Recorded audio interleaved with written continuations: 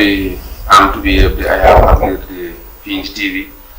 caggal yettude guena gonɗo jondo en juuli rasulu sallllahu alayhi wa sallam en calmini khalifaɓe dini kono kadi en calmini khalifaɓe aada ko noon calminoɗen ɓen ɓe ganduɗa ko ardiɓe ene galle he ngol waɗi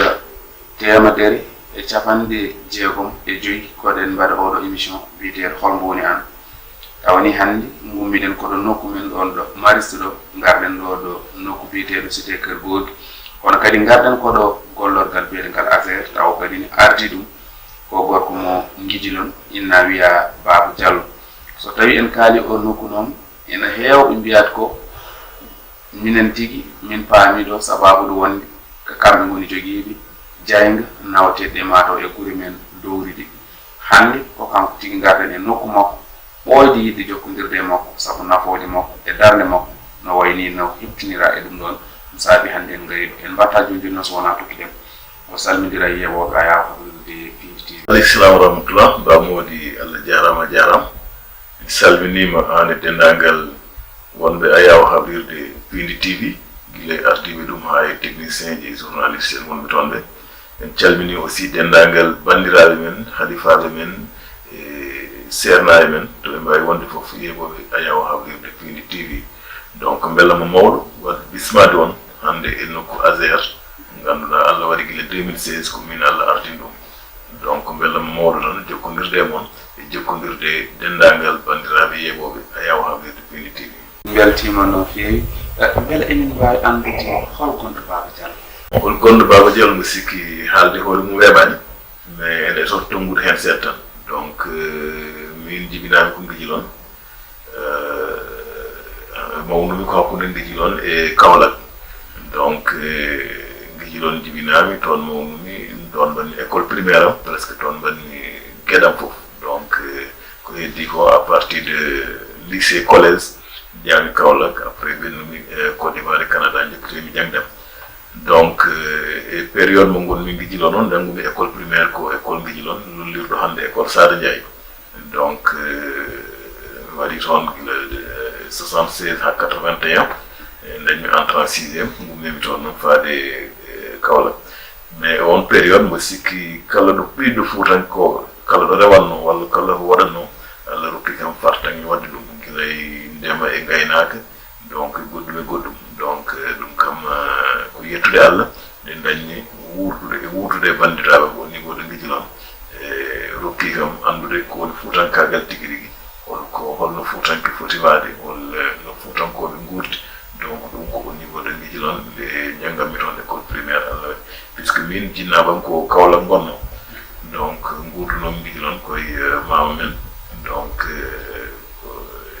noon mais mboɗo janggalno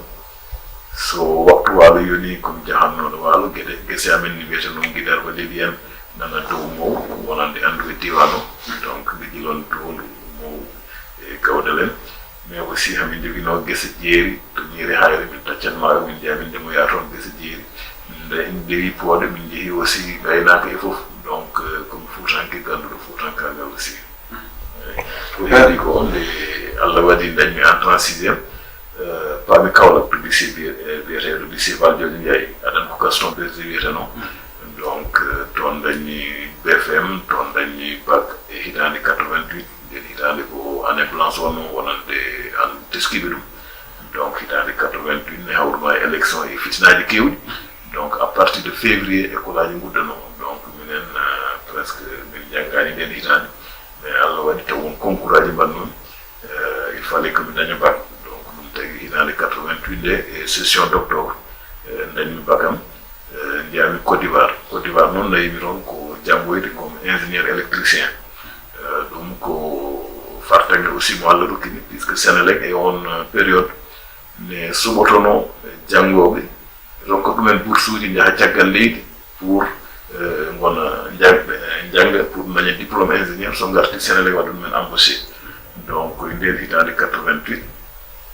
mboɗo jeeyano e capantato suɓanoɓe pour wadde concours o e komin tato subaɓe e nden hitande donc mboɗo jeeyano e ɓen tato Allah waɗi min jeehi to école supérieure interafricain de l'université gonɗo to Benjerville e leydi men Côte d'Ivoire donc hitande octobre 88 à 92 Allah waɗi hitande 92 nde Sénélec direction école o dañji lourdal minen min mbiya min jaa Canada min jokkito e jangdam donc min komi ingénieur électricien keɓɗo diplôme mum to école polytechnique Montréal e hitande 94 gartumen leydi le 20 octobre 94 Sénélec waɗi mi embauché donc Allah waɗi aussi mi liggima Sénélec hakke duuɓi sappo e jeegom hakkunde 94 et 2010 caggal mum jami Cotonou to leydi Bénin puisque won projet woni Afrique de l'Ouest pour wadde ko wiyete marché de l'énergie mana e nder Afrique de l'Ouest e nder espace CEDEAO hono leyɗele men walla société ji électricité gonɗi Sénégal Côte d'Ivoire Mali ha Nigéria e Ghana holno mbawata wallodirde tawa cohluɗo courant gonɗo Mali ne wawi sodde Sénégal walla gonɗo Côte d'Ivoire ne wawi sodede Nigéria walla ne wawi sodede Guinée ɗum woni ko wiyete marché de l'énergie minen noon Allah waɗi min liggima hen nde gonmi Sénélec planification de 2001 ha 2010 Allah waɗi ɓe mbaɗimi coopté comme expert jami toon e nder accompagnement mo Union européenne duusannoɓe donc gonmi toon hitande feccere et à partir de mi 2012 gartumi Sénégal hawre président Macky Sall laamima à partir de avril 2012 mbaɗmi intégré commission régulation ko commission mo ganduɗa kanum ñawata kala ko fate courant e nder leydi he hakkude huɓɓoɓe courant ɓe e yeeyoɓe ɗumen courant ɓe mais hakkude aussi laamu Sénégal et société ji toppitiɗi courant mais également hakkude laamu Sénégal et hutortoɓe courant ɓe e kala ko fate no courant yeyirte aussi ko commission régulation toppiti ɗum donc nanmi toon comme expert économiste après 2013 président nommimi toon comme commissaire puisque commission régulation ñawatnoɓe walla toppitinoɓe gueɗe ɗe ko commissaire uji mbiyatanon koɓe datoɓe gonno président nommin hen pour un mandat de 5 ans kono mi jofnani mandat o puisque à partir de 2016 nommami directeur général de ASER donc juin 2016 bilen nden ha joni Allah waɗi ko min ardi ASER woni agence toppitiɗo électrification rural ɗam ko robinde mbaɗɗa robinde jaaɗe a waɗ ɗum résumé tan gartoɗa hen kono ko woodi fayida no fewi kadi men a ari ha e nokku ɗo tigui gonɗa ɗo beele emin mbawi andude holko woni ASER. D'abord sen duttima seeɗa e réforme mo gouvernement Sénégal wanno e hitande 98 puisque nden ko laamu président Abdou Diouf nden wiya courant woni kuɓam e nder leydi Sénégal yo wayli woni réforme uji mbaɗa ɗum addi ASER jibina sosa wiya agence toppitiɗo électrification rural commission régulation en kaali ɗum joni kanum ne waɗa créé e nden hitande Sénélec konko kanum tan wonno ɗo kanum hufno courant kanum defata courant kanum watta ɗum transporté kanum yeyata wiya leydi Sénégal hankadi Sénélec yo woɗɗo haaɗi donc périmètre Sénélec ko mbiyeten gesa Sénélec ba hanna e guure tewɗe wiya noon kala ko faati e guure dowri ɗe guure ɗe ngala courant e nder dowri ɗi à partir de 2000 ɗum ko agence sénégalaise électrification rural hono ASER kanum halfina holno courant yettorto e ɗin nokkuji e holno courant yettorto e ɗin nokkuji mais également e nder réforme he comme ha yetti hitande 98 ne wanno caɗele dañde financement ji investissement ji beele courant wawa lawde yetto e nokkuji ɗi fof wiya yo no waɗirte ni yo wayle beele privé en woni joguiɓe ngaalu taw wona wonɓe nder laam eyyi mbiya yo ngar beele gadda peeje mumen mais aussi gadda ngaalu men mbatta hen beele investissement ji ɗi ne mbawa ɓeydede mais également gestion woni no société ji ɗi jogirani ɗum aussi ne wawa toppitede wayle beele efficacité beele oɗen société ji ne mbawa dañde doole mais également no liggorto ni ɓuura fewde mbawa yettinde courant ɗo wawi yettade ɗo donc ɗum addi ASER waɗa créé wiya yo hutoro ko wiyete partenariat public privé mana état du Sénégal e yaadiɓe mum hono banque mondiale AFD en walla union européenne banque islamique de développement e woɗɓe wooda koɓe gaddi to banggue ngalu ɓe mballodira e privé en beele courant e ɓuura ɓeydade e diwanuji dowri ɗi woni guure men ɗe gonɗe ɗe dowri ɗi eyyi donc ɗum addi ko wiyete les concessions d' électrification rural leydi ndi fecce sappo wiya hen feccere fof yo ƴeewe e partenariat public privé holi poɗɗo jogade ɗum holi bawɗo jogade ɗum ɗum addi bandiraɓe men Maroc naaɓe office national électricité Maroc mo ganduɗa kañum woni Sénélec Maroc ari gagni département ji 6 e nder Sénégal donc Dagana Podor Saint-Louis e Louga Linguére Kébémer ɗin goni conséquence ji ɗiɗi giɗiɗi tottirede donc Comasel ɓe waɗi créé société ni wiye Comasel kañum woni rewo Sénégal toppiti département ji 6 hono Dagana Podor Saint-Louis mais également Louga Linguére Kébémer après caggal mabɓe société goɗɗo ne wiye société tunisienne électricité kañum ne woodi privé du Sénégal ɓe jokkodiri banque africaine de développement duusiɓe ɓe ngari ɓe gagni concession département Mbour o caggal mum agence française de développement et électricité de France ballodiri gouvernement Sénégal kamɓe ne concession goɗɗo waɗa hakkunde Kaffrine Tambacounda e Kédougou wiya kamɓe kuufi on diwan fof tawa agence française de développement ne walla ɓe beele investissement ji ne mbawa waɗede e on diwan donc ɗin concession ngaji 4 tottira caggal mum woodi ɗiɗi goɗɗi e tottiraɗi kono ɗin dañani résultat ji ɗaminenoɗi hen ɗi keɓaka finalement gouvernement waɗi résilié ɗin concession ngaji woni Kolda Vélingara mais également nokku gonɗo hakkude Saloum woni Kaolack Nioro Fatick e Gossas Sine Saloum donc ɗin concession ngaji 6 keɓino tottirede hen ɗiɗi jarani no foti yarude ni gouvernement taƴi contrat ji ɗi watti ɗum e jimani Sénélec donc hande Sénélec biyanoɗo yo haat e gure teruɗe tan gila 2018 ngesa mum yajnama joni ko Sénélec huufi Kaolack Nioro Fatick Gossas mais également kanum huufi diwan Kolda e Vélingara en mbino leydi ndi feccano ko pecce 4 donc pecce 7 donc hen 4 keɓano rokkirede woni diwan Matam o woni diwan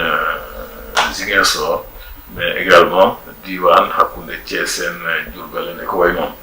donc ɗin diwanuji e département Foundiougne woni diwanuji 4 ɗin dokkirano ɗin fof mbatta e jimandi Sénélec donc hande en résumé sen jiino courant yayrete e nder Sénégal walla no waɗirte distribué no sarirte e nder leydi hen Sénélec kanum huufi won diwanuji donc presque région Matam o fof Thiès Diourbel Saint-Louis département Foundiougne Kaolack Nioro Fatick Gossas yantoyi région Ziguinchor e Sédhiou e département Bakel Goudiri ko heddi ko ko woɗɓe gadda enen jeeya hen courant ko sikkima en garto e hen e hol mbaali ndi ɓe jeerata courant e ASER noon kanum ko leydi ndi fof donc kala nokku mo ganduɗa courant ne wawi yettade toon e projet ji ASER ɗin nokkuji ne wawi yaade hen e darani o koye Sénélec jeeya walla o e koye commencé jeeya donc minen projet ji amen ne kuufi leydi ndi fof e kono minen min jeeyata courant min mbaɗat tan min pewna so gasi min kalfina commencé walla min kalfina Sénélec kan min toppito hankadi no entretien ji ɗi mbaɗira mais également no population ji keɓiɗi courant e ɗin nokku jokkundewol hakkude amen e Sénélec ne waɗi par ce que investissement ji ɗi woni réseau nawowo courant e nder leydi Sénélec e nder leydi Sénégal on réseau koye jimani Sénélec waɗa woni réseau moyen tension hay sinno privé ko kanum addi kalis mum fewni on réseau wattate koye juuɗe Sénélec ala ko haali noon minen ASER donc kala réseau moyen tension momin mbaɗi ko minen e Sénélec ɗum waddata c'est à dire conception ko Sénélec watta validé tracé o woni ko wiyete itinéraire o holno foti rewde ene foti rentade gese janane ne foti rentade janade walla ne foti rentade won nokkuji forêt classé ne ko wayno ɗum fof minen e Sénélec mbaddata ɗum ha waɗe validé so entreprise cuɓaɗo aussi waɗi golle ɗe ha gasni ko Sénélec watta réception technique c'est à dire réseau moyen tension ko Sénélec ara wurno est ce que golle ɗe ndewi lawol walla ndewan lawol so rewi lawol Sénélec wiya jaaɓi golle ɗe woni PV de réception signé donc on réseau watte e jimani Sénélec hankkadi ko Sénélec toppito ɗum kanum watta entretien o so won ko boni hen ko Sénélec fewnit so won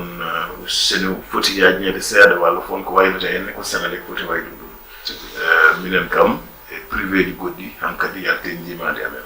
donc ɗum woni collaboration tigui rigui momin jogodiri e Sénélec ko heddi ko gila 2006 gouvernement Sénégal pour ɓeydude doole ASER ha courant wawa yettade partout no waɗi loi mo ganduɗa ne wiye yo hutortoɓe courant ɓe kañumen yo mbadduɗo e fangue kanu men gadda ballal mumen beele courant ne wawa ɓeydade e nder leydi he donc hande kala kutortoɗo courant e nder leydi he woni joom bitig walla joom galle kilowattheure fof mo mbaɗɗa consommé wonko ittete hen redevance on totte ASER kanum ne wallitoro donc ɗum ko Sénélec watta ɗum collecté mana kanum kala facture mo waɗi wonko ittete hen ɗum ko ASER jeeyi commencé lenne ERA walla woɓɓe ɓene kanumen ko noon donc kala hande kutortoɗo courant wonko guittata seeɗa aɗa totta Sénélec mana temedere fof bujji e ɗiɗi ɓe mbawi wiide ɗum temedere fof bujji e ɗiɗi 0,7%. mbawi andude o holtoon dañi toon ngalu bon ngalu ngu kam koye gouvernement Sénégal puisque minen min ngala ndimagu yaade hamin ñamloyo donc ko gouvernement Sénégal ittanta min ngalu ko ganduɗa ko ɗum min liggorto woni fonctionnement mais aussi ngalu pour investissement donc gouvernement Sénégal jokkodira e banque mondiale walla jokkodira e AFD walla fonds koweïtien fonds saoudien ne woɗɓe woɗɓe ɓe ganduɗa ko partenaire uji au développement ene dari pour wallude Sénégal e fannuji fof fannuji ɗi kaɗani ten e kuɓam donc ndiyam nani hen laabi nani hen nokku caftorde nani hen e kala investissement ji ɗi ganduɗa ko investissement public gouvernement ne jogui partenaire uji wallodirta pour waɗde ɗum réaliser donc minen ASER Allah walli min nde fuɗɗote nde banque mondiale ne dari hen tigui rigui banque africaine de développement dari hen KfW mo ganduɗa kanum woni coopération Allemagne kanum ne dari hen agence française de développement dari hen union européenne banque européenne d'investissement e nder Afrique banque ouest africaine de développement BOAD mo ganduɗa e nder leyɗele kutortoɗe CFA e nder Afrique de l'Ouest ko kanum wallata ɗumen e développement mumen sen jeehi aussi banggue enen partenariat dans le développement islamique donc ne waɗi fonds koweïtien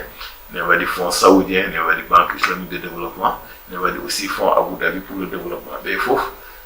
ene mballa min pour aussi min mbawa wadde développé won projet ji beele kubbam wawa lawde ha yetton nokkuji kewɗi e nder Sénégal bon haɗani ɗon tan puisque wonko wiyete aussi offre uji spontané mo ganduɗa ne jogui idée ji ene jogui partenaire uji kanum ne ara wiye min de e nder leydi Sénégal mboɗo yiiɗi wadde électrifié hakke ujunere wuro ne namdi 60 milliards banque naggam ene pari pour ñamdude Sénégal ministère de l'économie et des finances kanum en jurnito ƴeewa est ce que ne jarani Sénégal ñamlade on kalis e no condition ngaji ene jarani Sénégal min ndeway procédure beele marché o ne waɗe conclure kamɓene ɓe ngara électrification waɗe après village uji mbaɗaji électrifié ɗi fof mbatte o soit e jimandi Sénélec walla des concessionnaire d' électrification rural donc e on fannu kam hamin jogui donc ko wiyete ko gouvernement Sénégal wonko ittanta min hitande fof ɗum ko ASER holko liggorto holko yoɓirta liggotoɓe mum holno yoɓirta dosuji mum holno waɗirta entretien ji auto ji mum e goɗɗum ɗum woni fonctionnement ɓetana min 1,7 milliard ko ganduɗa ko fonctionnement ko heddi ko noon ko investissement gouvernement wonko ittata hen hanke hitande fof hedde milliard uji tati walla milliard uji nayyi e mbiya ASER mbaɗe programme uji d' urgence électrification après noon ne waɗi partenaire uji comme no mbirumi joni les banques au développement waɗa projet tinninaɗo hakke 80 milliards walla 50 milliards walla 30 milliards wiye nawe courant to diwan naggam nawe courant to diwan naggam walla nawe courant e nder leydi he donc noon min liggodirta min kaali aussi redevance électrification rural onne ko loi mo ganduɗa nanɗo hitande foof ma addan min 2 milliards mo ganduɗa on 2 milliards ne ko investissement ji tan watte min ngala ndimago outorade ɗum pour yobde liggotoɓe ASER walla pour peinture de bureau ji amen walla pour wadde entretien auto yi mais ko investissement ji tan walla ko ganduɗa ne takke investissement ko ɗum tan wawi wadde donc ɗum woni ngalu ngu min mbawiɗen et alhamdulillah aussi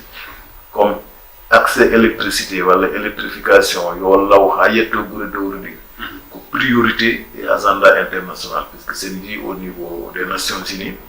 ɓe mbino ɗo e 2030 woni ko wiyete objectif du militaire pour le développement ODD ɗo e 2030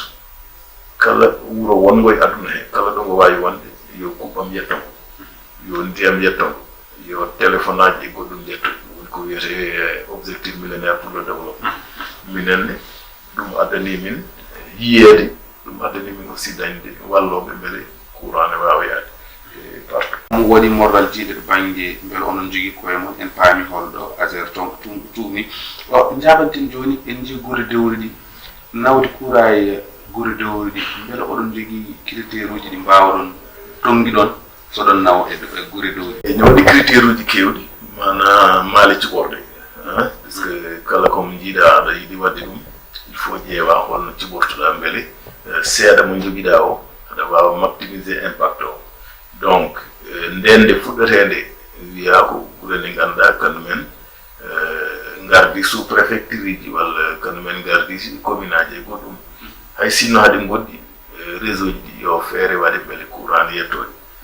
ɗum ne waɗi ko wiyete critére administratif donc o ngoɗo wuuro kanum ardi sous préfecture walla ko chef lieu de commune yo walleno courant yettode ɗum ko heddi ko ɓuri hen hewde ko to banggue critére économique puisque nawde courant e wuuro ene namdi kalis kewɗo so woni wuuro ngo ne woɗɗi courant puisque kilométre fof wonko jarata donc hande sen ƴetti réseau moyen tension kilométre o ne wawi wonde million ngaji sappo e joyi walla yetti woni million ngaji nogas donc so woni wuuro ngo ne woɗɗi courant to sa wi aɗa nawa toon a ƴettat kalis kewɗo mbaɗa hen pour ngon wuuro wawa heɓde courant alors ko on kalis sa waɗi ɗum e guure ɗe ganduɗa goɗɗani réseau aɗa wawi wadde électrifié guure kewɗe et à chaque fois mo ganduɗa a waɗi électrifié wuuro ɓeydoɗa baɗade wuuro wongo donc ɗum aussi ma wallu to banggue critére uji donc a ummoto bon yeru tan Dakar mbaɗa électrifié ha Thiès a waɗi électrifié Thiès mbaɗoɗa Diourbel walla mbaɗoɗa Bambey walla mbaɗoɗa Tivaouane après mbaɗa électrifié Tivaouane sa ari ha Tivaouane mbaɗoɗa Pire mbaɗoɗa Khombol donc ma ɓuuri webde jettoɗa toon donc sen ƴeewi aussi guure men Fouta ɗe pratiquement ko noon yaari donc caggal mum le président ari en 2012 o tawi électrification no yarata ni sen continue noon pour mbawen yettade guure men ɗe fof ɗum ko caɗele wonata leela tardat o wi yo programme d' urgence waɗi programme kañoral beele courant ne wawa nawede e nokkuji kewɗi ɗum addi komin mbiyata les dorsales électriques ɗum way kono autoroute ni tawa ko 200 kilomètres walla 100 kilomètres gummoɗa par exemple sen ƴetti ila morfil par exemple toon commune en mbaɗɗum réalisé hakkude alwal ha kaskas donc paate galo en nan ɗon demel en nan ɗon walalde en hakke guure capantati nan ɗon ɗum fof waɗa électrifié e lawol gotol donc ɗum aussi ne walla pour électrification ɓuura lawde e nder leydi he min mbaɗi hen hakke 1000 kilomètres donc ila morfil o ko 95 kilomètres mais sen ƴetti e nder leydi ndi fof min mbaɗi hen hakke ujunere kilomètres hen min mbaɗi hakkude Kolda e Diawɓe hen min mbaɗi hakkude Kédougou fayi Sareya ha frontiére malienne mais aussi fayi ha Sabodola sen ƴetti e nder reedu Saloum aussi région Kaffrine e nder département ji Koungheul Birkilane en e ko way noon min mbaɗi hen réseau ji kewɗi mbaɗi noon donc ɗum ene walla courant wawa yettade e diwanuji kewɗi sen gari e Dande Maayo aussi sa ummima hoore fonde nden courant ummino ko Matam fayi Guijilon haaɗi Dondu hakkude Dondu Gawol en Jorduwol ha yaltoyi hoore fonde alano courant donc ɗon ne dorsal électrique waɗa ɗon hakkude hoore fonde ha yaltoyi Dondu ɗum tagi Sinthiou en Jowol Worgo en Dondu en nono Gawol en Guira en Jorduwol en fof mbaɗa électrifié on fam donc ɗum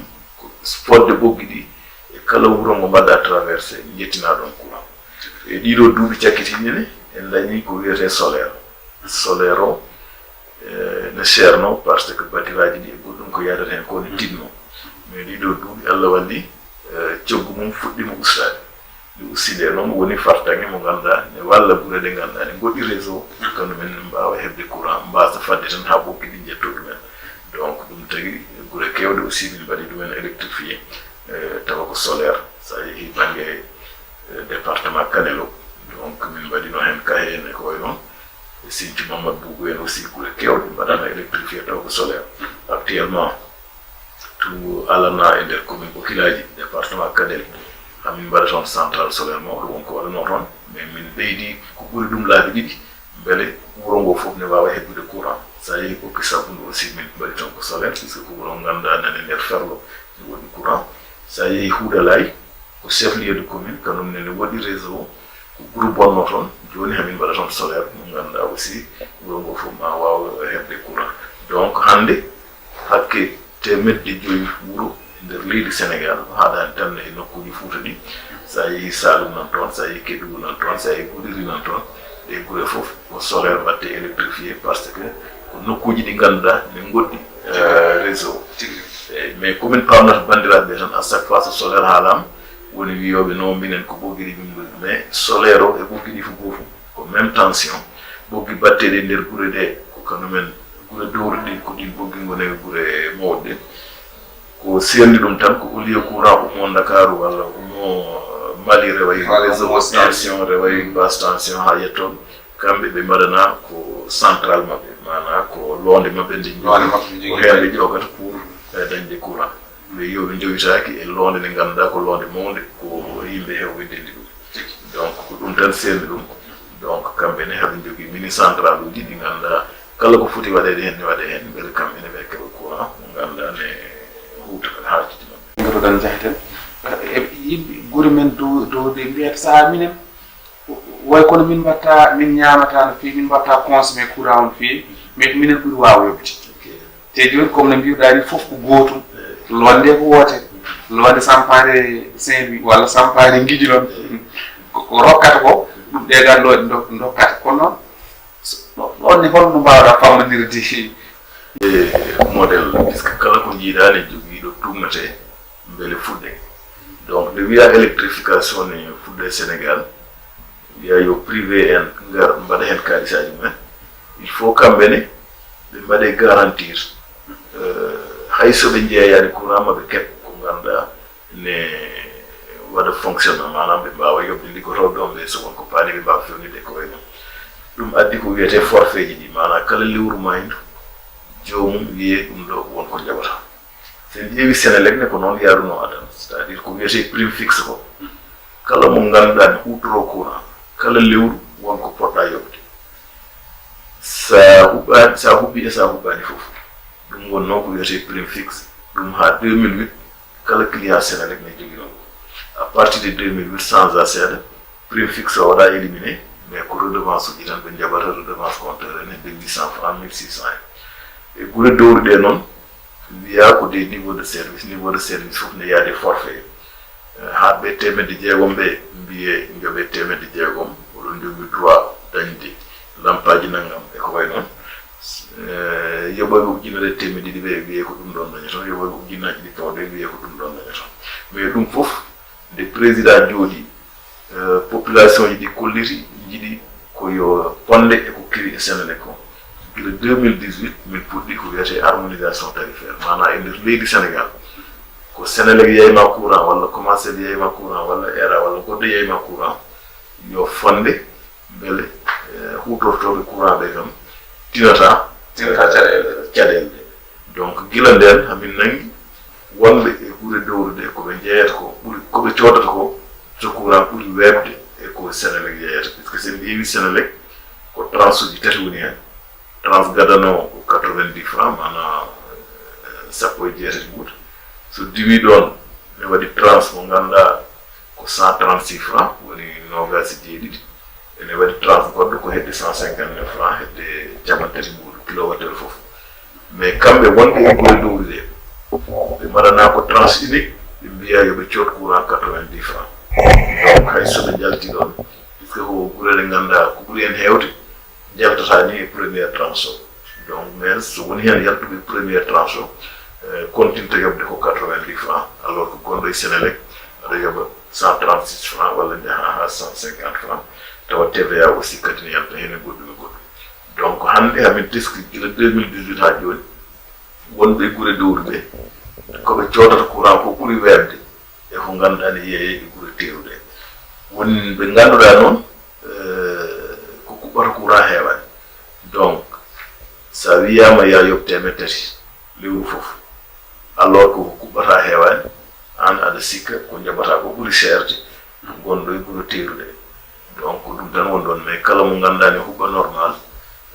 forfait o haɗatama puisque gouvernement sénégal sa huɓɓin temen tati joɓatade ina wawi taw ɗen tan joɓata par ce que gila 2018 gouvernement watti hen junngo mum joɓatnoɗo temedde jeegom wiya kanum yo yoɓ temed tati gouvernement yoɓa temed tati keddiɓe joɓatnoɗo ujunere temedde ɗiɗi watti yoɓde temedde jeetati en walla temedde jeeɗiɗi pawɗe seeɗa gouvernement yoɓa ko heddi ko joɓatnoɗo ujunnaji ɗi pawɗe watti yoɓde ujunere temed nayyi walla ujunere temed donc ɗum ko ganduɗa gouvernement nangui hen beele ɓe mbasa wayde no feewi ceggu courant ngu e par rapport e no yeeyete e périmètre sénégal mais ɗum ko transition fonno wonde fotano juutde fonno haadde ko hitande feccere somin jalti ɗon ɓe daña contrat ji comme contrat ji sénégal ɗi forfait o natta ha laaɓa mais gila nden ha joni puisque ne waɗi probléme technique ne waɗi probléme aji kaali sénégal way noon ko gouvernement foti yoɓde walla koɓe jogana ɗum tardini ɗum seeɗa mais hamin ndari kam beele ɗo e mois de juin garowo wawi ni wasa yetta toon puisque kala koɓe potno wadde to banggue technique to banggue contrat ji to banggue informatique ɓe mbaɗi ɗum beele ɓe mbawa yeyde courant no sénégal yeyirta ɓe heddi tan ko won ko gouvernement yoɓaniɓe e joganiɓe soɓe jaɓama tan ɓe mbawa waɗirde noon ɓe change contrat ji mabɓe ɓe change ordinateur uji mabɓe ha paari beele ɓe mbawa yeyde courant comme no sénégal yeyirta ni ɗum ko gouvernement sénégal ko laamu Macky Sall sénégal naaɓe kala ɗo mbawi wonde yo ponde to banggue no codirta courant woni komin mbiyata harmonisation tarifaire taw ko ñale mum yowenaki walla hono mbiyerten ɗum woni en ndi lampaji terre woni solaire ari naati ha ɓuura welnude yimɓeɓe en ganda dal kono noon wonta woyte woni ko won nokkuji ɗi woni e nder sénégal woodi nokkuji kadi ɗi arani ɗum ni beela oɗon jogui hen jiyande mum bon lampaɗeru ɗi solaire ɗi ko gouvernement sénégal waɗi ɗum initié par ce que sen jii no courant huɓɓirte e guure mawɗe ɗi ne ɗeɓi teddude e laamu sénégal par ce que normalement ko mairuji ɗi kañumen poti yoɓde facture aji mais gila 2010 ha joni fuɗɗino koye laamu Ablaye Wade woodi duuɓi ɗiɗi ha tati président Ablaye Wade wi mairuji ɗi woto jabbo kanum gouvernement ma lomta ɗumen mais gila nden ko gouvernement yoɓata on facture noon teskama ne teddi e laamu sénégal hen sahaji ma ɓuuri 20 milliards e hitande taw ko gouvernement sénégal tan tambi ɗum wiyama joni noon so waɗama solaire ma waw ustude ko gouvernement walla ko mairie ji ɗi ponno yoɓde courant donc ɗin lampaji mbiyano ko yo mbaɗe guure teeruɗe e adan ko hakke ujunnaje capanɗe joyi lampe ono 50.000 lampadaire solaire waɗe guure mawɗe ɗi lomto lampaji kuɓɓanno ɗi ganduɗa courant mumen ummotono koye réseau sénégal ɗum ko pour ustude ko gouvernement yoɓanno ko mana ɗo yoɓanno 20 milliards hitande watta yoɓde 10 milliards watta yoɓde 5 milliards e ko way noon taw ustima no feewi donc ɗum ko ɗum umminno ɗum bon nde lampaji ɗi ngari noon yimɓe jii lampaji ɗi kuɓɓirta ni walla mbaɗama e laabi ne mbaɗa décoré ne yooti maire uji ɗi fof moni fof kala ɗo woni yiiɗi yo wuro mum dañ hen alors que ko projet mo ganduɗa ne teeri puisque kala lampadaire solaire mo jiiɗa ko famɗi fof ne jara 1 million lampadaire o lampaji ɗo lampaji kala lampe dari kam e projet gadano ko 1 million po lampaji cakkitiɗi ɗi ɓuuri 1 million seeɗa lampe fo 1 million lampe tan lampadaire o woni poto o e batterie ji e panneau solaire gonɗo hen fof lampadaire o ko 1 million po sa ari wuro par exemple woni guure men Fouta jomum men cinka lawol ngol mbaɗa hen lampaji nogas ko 20 million 20 million ne wawno wadde électrifié guure kewɗe ne wawa tawa sa ummima e tali he tan naati wuro ngo hay lampe koye liɓɓere gonɗa so woni kono yimɓe paman jimmi ko deftaki lampe mbiɗa lampe fof no foti lampe fof ko million goto ko famɗi fof ɓuuri 1 million kam nde fuɗɗode nde ko 1 million wona te 50.000 lampadaire gadandi ko 50 milliards caggal mum gouvernement wi yo ɓeyde hakke 115.000 lampadaire solaire ɓeyde hen 115.000 lampadaire o woɗɗoye 120 milliards fayi 150 milliards donc ɗum fof so waɗanoma e nokkuji ɗi ganduɗa nde taga gouvernement wadde économisé ko yoɓanno courant aɗan ko ala caɗele ɗum woni objectif gadano nde lampaji ɗi gummana ko ɗum wiyano yo waɗe gure teerude beele ɗo gouvernement yoɓatno 20 milliards walla 30 milliards tawa no usto facture d' électricité commune aji ɗi mbawa ustade caggal mum noon sarayi leydi he fuɗɗima law président wono kanko kala komo waɗa ko yiɗi ko yo fonde yo yimɓe jii hen koye mumen o wi commune fof yo heɓ 200 lampadaire solaire après kanum ne commune aji ɗi ne sen ƴeewi ɗi potani woni commune aji ne pamɗi 200 lampadaire mbawa huɓtitinde ɗumen woni commune aji goɗɗi ne jaaji comme les anciennes communautés rurales battali commune sa jeehi to amen ne waɗi commune ɓokidiaye walla commune ogo walla commune nabbaji tawa gure mumen ne keewi donc sa yi aɗa fecci ɗumen 200 lampadaire ko caɗele addata donc ɗum fof gouvernement ne dari mais minen kam to banggue électrification kala wuuro mo min mbaɗi électrifié mamin mbaddu hen éclairage mamin mbaddu hen lampaji éclairage public mais ko lampaji puisque hande aduna o changé no lampaji ɗi no kuɓɓiranno adana ne bonna courant joni ko lampaji led no kuɓɓirta courant heewani se ƴeewi ni téléji men ɗi ko ɗum addi joni téléji adan ɗi ɗi ganda ko téléji ɓutti gonnoɗe foof joni wattama alluji par ce que ko ledduji mbaɗa hen comme ledduji gonɗe projecteur uji mon ɗi donc ɗiɗo ko kuɓɓata courant heewani ɗin aussi ne mbawi waɗede e réseau public he tawa ko ñamata courant heewani ne ustana so woni koye galle ma mbaɗɗaɗi ko jaɓannoɗa courant ɗo jaɓannoɗa temedere peut être ko nogas mbattata yobde so woni ko gouvernement so ɗi mbaɗama e réseau aussi ma ustan ɗum fereji mum to banggue courant donc ko ɗin innovation ngaji gona minen kala ɗo min mbaɗi électrifié mamin nawdu hen éclairage public heddi noon ko éclairage mo ganduɗa ko joɓeteɗo donc il faut que mairie yaha jokkodiray jeeyowo courant woni Sénélec woni commencé walla goɗɗum waɗa abonnement mum tawa lewru fof ko foti yobde ko ne yoɓa ɗum en jawata mbiyan holko woni kuccam mon ɗo e 2025 woni perspective eyyi ɗo e 2025 eɗen mbawi wiide d' abord mi haalino joni nde président ari électrification wono tolino président Macky Sall o yo yajni yo waɗe accéléré beele courant ne wawa yettade nokkuji ɗi fof en mbino aussi sen jeehi ONU woni développement objectif de développement du millénaire wiyano ko ɗo e 2030 yo courant yetto nokkuji ɗi fof kanko président Macky Sall o wi 2030 ne woɗɗi ɗo o yamiri laamu Sénégal yo rendin peeje e moyen ji beele courant ne yetto nokkuji ɗi fof ɗo e 2025 donc kuccama men ɗo e 2025 ko taux d' électrification mo ganduɗa ko 24% wonno 2012 manam kala poye temedere ɓe gonno e nder leydi he e gure dowri ɗe e nde président arata 2012 ko poye nogas e nayyi keɓno hen courant hande grâce e programme uji makko e yiyande makko e moyen ji dendinaɗi gila 2022 min keeɓi to biyeteɗo 60% manam kala ɗo poye temedere goni poye capanɗe jeegom de keeɓi courant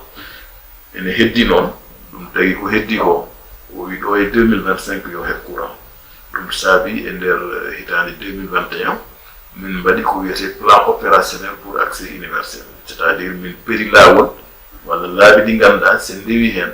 ɗo e 2025 kala wuuro wongo e nder leydi Sénégal ma wawata heɓ ɗum ɗon noon ɗiɗon laaɓi ne namdino investissement mo ganduɗa ko temedde jeeɗiɗi milliards hakke 700 milliards ko ɓuuri heewde ko manam 75% e gure keddiɗe ngala courant koye ɓoggi courant he mbatte connecté manam tawa gonɗani courant ko ɓuuri kilométre sappo a namdinomo nane woni critére uji woni maali cuworɗe donc nemin mbatta laabi pour accès universel woni plan opérationnel pour accès universel min mbi goo kala wuuro ngo ganduɗa woɗɗani ɓoggi courant ɗi kene tolno e kilométre sappo ngon wuuro yo waɗe connecté e réseau he kala gure ɗe ganduɗa ndiɓi kilométre sappo yo solaire o hutore manam mini central uji solaire yo mbaɗe e ɗen gure kamɓe ne mbawa heɓde courant eɗen jogui aussi gure kewɗe ɗe ganduɗa ko joom jawɗele en woni jawdi dariji woni aynaɓe e wonɓe donc saɗa wone dowri aɗa jogui jawdi ma il faut daña nokku jaajɗo ɗum tagui ɓeɗo koɗo ɗo ɓe koɗo to ɓe koɗo to donc galleji ɗi goɗɗodira so galleji ɗi goɗɗodiri noon ɗum koko wiyete solaire individuel ko donc jomumen mbaɗane panneau ji solaire mbaɗane éclairage tawa kanu men ne mbawa dañde courant mais a wawa wadde ɓoggi puisque ɓoggi ɗi ne seeri namdi ko nokkuji ɗi ganduɗa ne heewi ne ɓesni mais également taw galleji ɗi goɗɗodiraɗi puisque ɓoggi batteɗe e nder guure ɗe kilométre fof ko million sappo e ɗiɗi woni 12 millions parfois 8 millions ça dépend e technologie o e dimensionnement ɓoggi gonɗi hakkude guure ɗe mana sa ummima Ranérou aɗa yiɗi yaade Vélingara Ferlo walla ummima Lumbelan aɗa yiɗi yaade Vélingara Ferlo ɗon ko moyen tension donc kilomètre fof ko sappo e jeegom million ha million ngaji nogas donc ɗum tagi critère distance o ne waɗi importance saɗa subo no jiɗirɗa wadde électrifié wuro par ce que so wuro ngo woɗɗi réseau hakke 20 kilométres ma waɗ investir 400 millions tawa yettaki wuro ngo sa naati nder wuro hene mbaɗa investir ko ganduɗa ne jippina courant e nder galleji donc on plan ne namdi ɗon 700 milliards gouvernement nani dari hen beele woni Sénélec woni ASER woni PIDC woni concessionnaire d' électrification rurale partenaire uji Sénégal mbawa rendinde moye beele on plan no wawa waɗede exécution donc PIDC wonko waɗata hen Sénélec wonko waɗata hen minen woni komin mbaɗata hen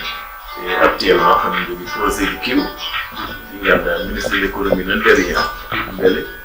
mbawa rendinde hakke 300 milliards min mbawa jokkidde golle ɗe ɗo e 2025 haqqilma ɗo hojomaji men natti woɗɗuti en goɗɗi nder yewtere nde hol caɗele ɓurɗon wawde dañde caɗele ɗe kam mo sikki heewan no feewi so ƴeewi to banggue technique ko solaire o tan woodi ko woyete hen par ce que en kaalino joni solaire o ko londe wotere watte beele wuro ngo fof wawa ƴoggude hen donc so woni ko hiisako wuro ngo sohli ko ɓuuri ɗum walla kala sa yeehi nokkuji men ɓurduɗo fof so courant yettima tan moni fof ne yiɗi dañde climatiseur moni fof ne yiɗi congélateur ne yiɗi dañde frigo e ko way noon central solaire o wasa hattande ɗum donc ɗum ne namdi central o doole mum ɓeyde e ko way noon donc ɗum kam ene jeeya e caɗele ɗe min kawrata to banggue solaire o ko heddi ko caɗele to banggue administratif woni procédure sa yiɗi wadde marché wonɗo ndewata a waɗat appel d' offre so woni ko bailleur de fonds manam banque mondial walla goɗɗo waɗi financé ene namdi kala ko jiɗɗa wadde kamɓene ɓe pawa hen yitere mabɓe ɓe mbiya ɓe jaadi hen walla ɓe jaadani hen ɗon e nder leydi Sénégal ne waɗi direction des marchés publics kala ɗo tolniɗa e passation marché o il faut kollitaɓe kamɓene ɓe mbiya mi rewi lawol continue walla rewani lawol wayi ɗum ɗo wayi ɗum ɗo ɗum ko caɗele ɗe ganduɗa aussi hamin kawra hen de temps en temps ko heddi ko to banggue douane aussi ko wiyete exonération manam minen kala investissement ji ɗi min mbaɗi ɗi ganduɗa financement o ko caggal leydi ummi min pota yobde hen droit de douane min pota yobde hen TVA ji e ko way noon won exonération min jogui won convention min jogdi e laamu Sénégal beele komin ñamdi ko yaha tan e population ngaji ɗi wasa ruttade e caisse état puisque kala ko yoɓa droit de douane TVA walla goɗɗum ɗum koye état donc minen min mbiya kala ko ñamdi ɗon yo ya directement e investissement ji ɗi wasa ittede hen TVA wasa ittede hen droit de douane hen sahaji noon procédure uji ne leela tartina golle ɗe adda jibina feereji goɗɗi mais globalement dal caɗele électrification kam kewani par ce que ko goƴa président de la république ko goƴa gouvernement makko ko goƴa ministre uji makko mais aussi ko ganduɗa population ji ɗi ne jiiɗi heɓde ɗum donc hay population ji ɗi hen saaha ine daro mballa min beele projet ɗi mbawa wadde réalisé kamɓene hamin jetta Allah hamin jettaɓe no feewi e on fam kadi wi caɗele nawgol mon dieng wayno galle khalifaɓe men seereɓe men mawɓe ɓe ngam ni min mbi ɓe mbi ala e ni min jiɗi bon to banggue kuɓɓam kam nawde courant puisque ne waɗi ko wiyete norme uji ne waɗi courant dal ne jogui no sifori courant wona ko fijirte par ce que courant ne waɗi danger ɗum tagui ne jogui dal no yarata maintenant aɗa wawi arde nokku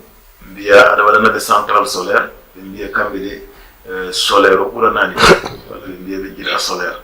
bon min dañi ɗum hikka e nder commune ɓuural woni wuro woto ne woɗɗi courant hakke kilométre kilomètre temedere kilomètre uji temedere en mbi kilomètre fof ko 20 millions hawrata ko 2 milliards sa wi noon aɗa waɗa 2 milliards tan ɓuggol pour waɗoyde électrifié wuro woto alors que 2 milliards o ne wawi wadde électrifié hakke temedere wuro woto capanɗe joyi wuro ɗum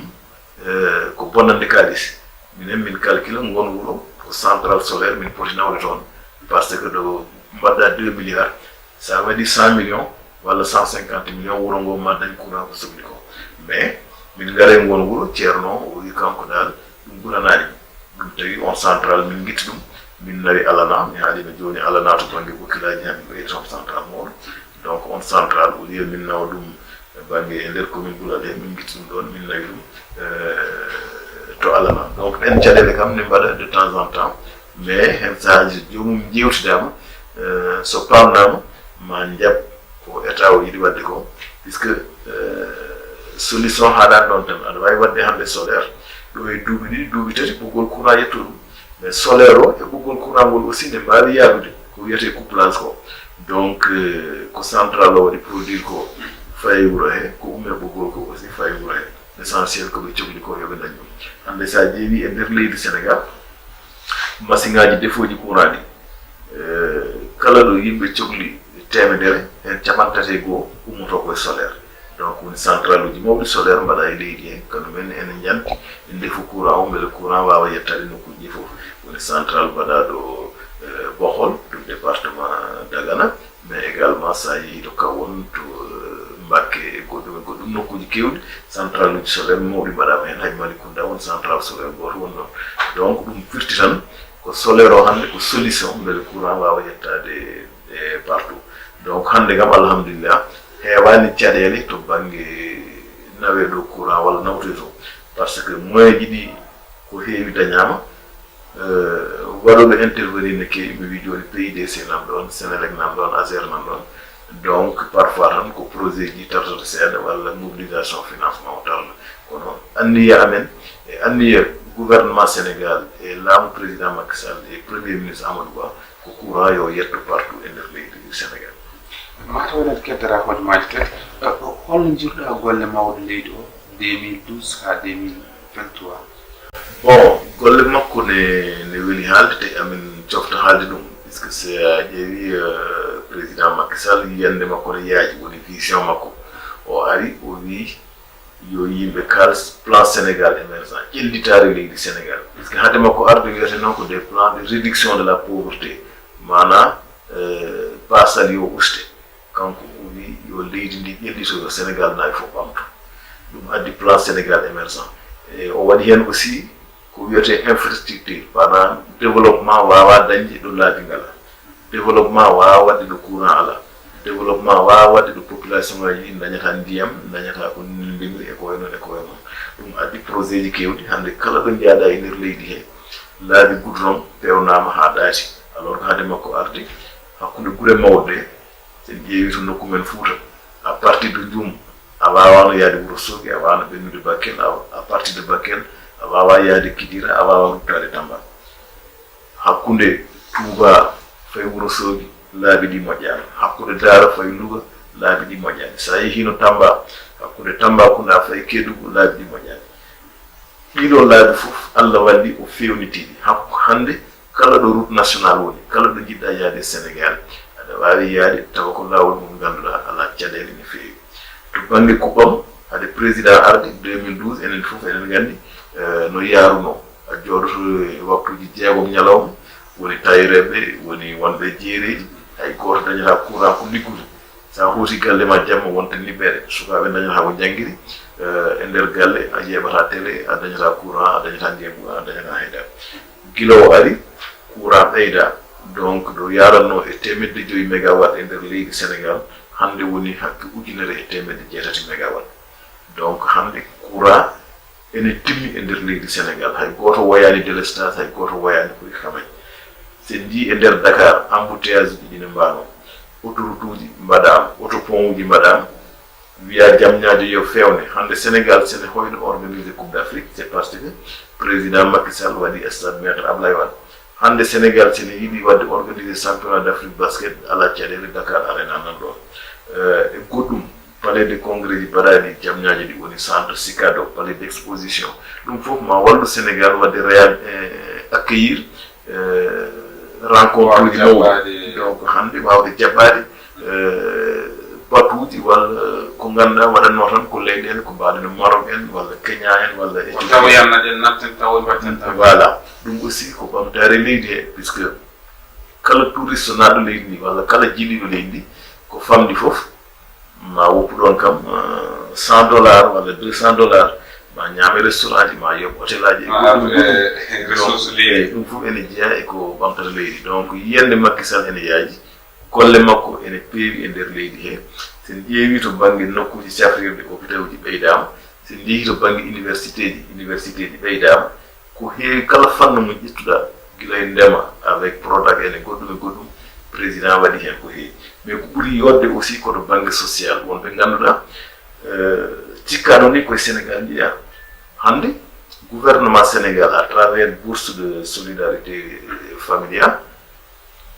hakke 280 milliards waɗama transfert mo ganduɗa ummi tan koye état fayi e population directement won jottonoɗo hitande tamani ujunnaji ɗi joni trimestre foof ko ujunnaji joyi wonno joni wonti ujunnaji jeeɗiɗi ma jomum waw reglude hen caɗele ma waw wadde hen aussi activité ji ɗum aussi donc laamu Macky Sall to banggue social to banggue infrastructure to banggue santé jangde kuɓɓame goɗɗum vraiment wayli leydi Sénégal no wano 2012 en sifori hande ne woɗɗodiri donc ko wiide tan no yimɓe no aduna o fof wiyata ni Macky Sall jarama mais aussi o drapeau Sénégal o mawnini ɗum o mawnini drapeau Afrique ha Afrique naati e ko wiyete G20 ko ɓe ganduɗa aduna o ne waɗi leyɗele nogas ɗe ganduɗa ko kañumen kuufi tan no aduna o yarata kanko président Macky Sall o haaɓa ha Afrique rokka toon place rokna toon gueɗal mum donc yiyande makko ne yaaji o darima o daranima Sénégal o daranima Afrique o daranima miskineɓe donc duuɓi sappo e ɗiɗi o laaɓi Sénégal ɗi ko fartange mawɗo leydi Sénégal ɗi fayida en gardi hen ha ɗo so tawi wonko min fonnoma namnade min namnakima bisimilla ko konngol mbayni tan kala ko min fonnoma namnade min namnakima wasata saabu ko Baba Diallo gandu Baba Diallo vraiment mo ganduɗa ko kala ɗo mbawɗen tolninde ɗum yawti ɗon ko on tigui jiiɗen émission rewi lawol ko salminde tan e yettude on aussi mais aussi salminde dendagal bandiraɓe ɓe mbawi wonde ha tengti noon e bandiraɓe commune ji Djilor département Matam e Foutankoɓe kala ɗo ɓe mbawi wonde e nder leydi Sénégal ha e diaspora ko heddi ko wiide Sénégal ne jogui rendez-vous important mana paɗen koye élection présidentielle e février 2024 o woni 25 février eɗen ñaago Allah eɗen ñaago sernaɓe men e yimɓe men waliyaɓe men e sarifaɓe men kala ɗo mbawi wonde leydi he yomin duwono leydi ndi beele leydi ndi ne wona e kala saaha e jaam e kisal e dental no wayanno ni yo wallu mana élection e nder leydi Sénégal sen mbaɗi dimanche sen pini altine o ko jaleɗe fijirde moni fof rutto e goto